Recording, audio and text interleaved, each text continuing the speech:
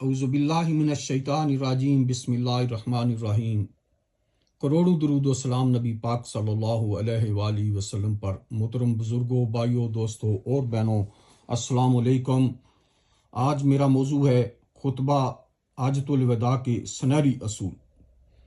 میدان عرفات میں 9 ذی الحج 10 ہجری کو آخری نبی رحمت للعالمین سرکار دو عالم سرور کائنات حضرت محمد مصطفیٰ صلی اللہ علیہ وآلہ وسلم نے تاریخی خطبہ ارشاد فرمایا، جسے خطبہ حجۃ الوداع کہا جاتا ہے۔ آئیے اس خطبے کے سنہری نکات درا لیں۔ آقا دو جہان محمد مصطفیٰ صلی اللہ علیہ وآلہ وسلم نے فرمایا، میری ان باتوں کو دوسروں تک پہنچاؤ، جو یہاں نہیں پہنچ سکے ان تک پہنچاؤ۔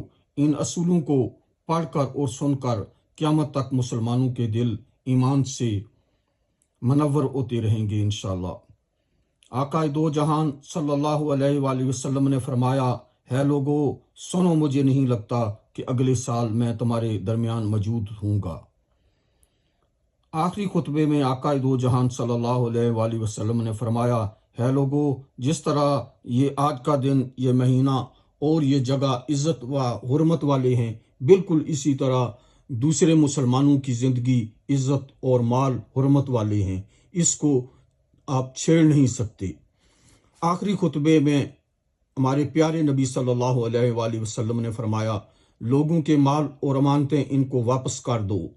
آخری خطبے میں آقا دو جہان صلی اللہ علیہ وآلہ وسلم نے فرمایا، کسی کو تنگ نہ کرو، کسی کا نقصان نہ کرو، تاکہ تم بھی محفوظ رہو۔ ہمارے پیارے نبی صلی اللہ علیہ وآلہ وسلم نے میدان عرفات میں آخری خطبے میں ارشاد فرمایا کہ یاد رکھو، آپ سب نے اللہ سے ملنا ہے اور اللہ آپ سے اعمال کے بارے میں سوال کرے گا۔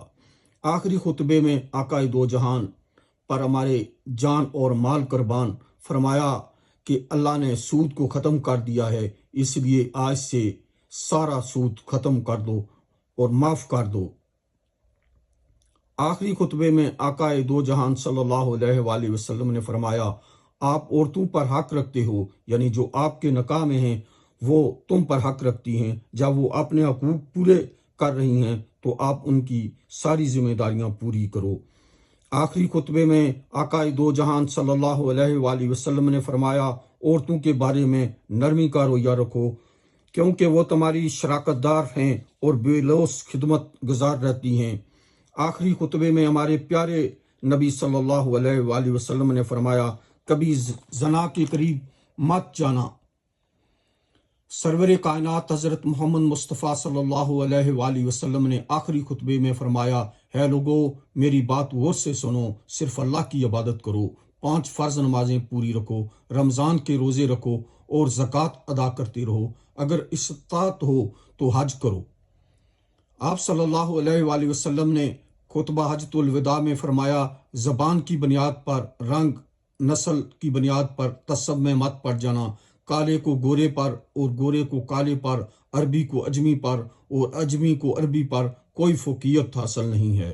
ہر مسلمان دوسرے مسلمان کا بھائی ہے، آپ سب اللہ کی نظر میں برابر ہو، برتری صرف تقوی کی وجہ سے ہے۔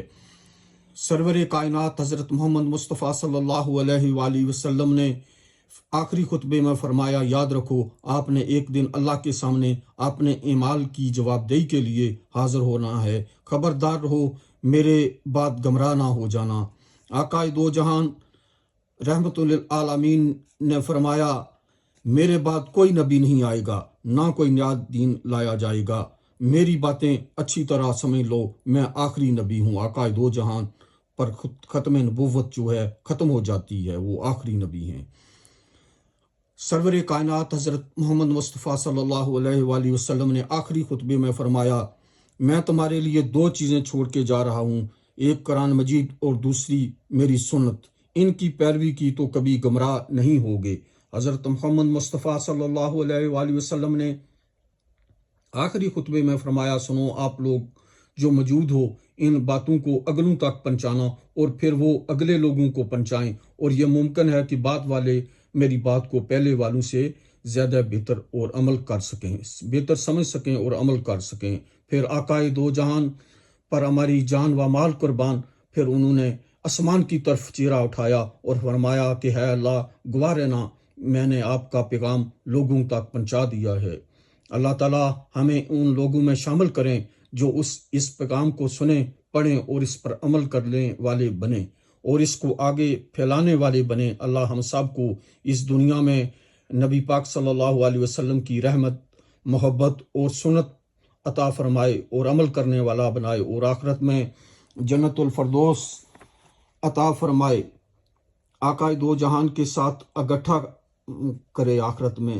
یہی ہماری دعا ہے۔ اللہ تعالیٰ ہمارا حامی اور ناصر ہو۔